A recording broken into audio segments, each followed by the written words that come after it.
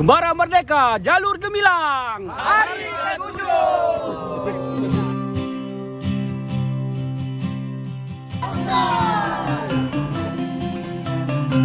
Aku berjanji dan ku bersumpah setia, demi Tuhan dan negara akan ku korbankan jiwa. Aku berjanji akan satukan semua, kita bertahan bersama tanah air yang tercinta.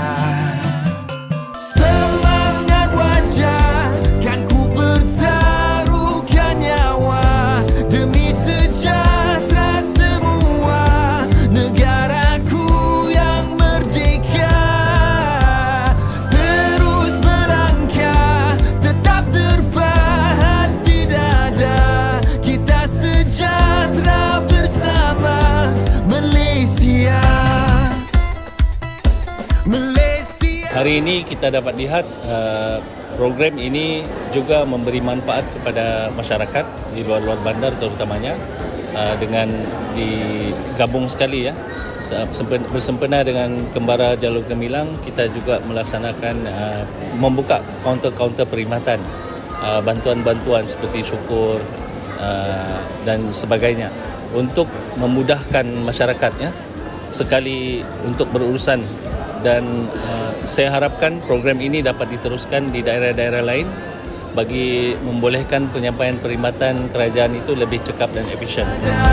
Kita sejahtera bersama Malaysia. Semangat wajah kan ku bertaruhkan nyawa, demi sejahtera semua negaraku yang merdeka.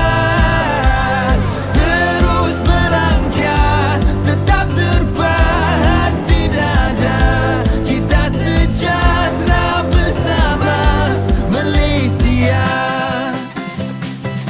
Malaysia, Malaysia.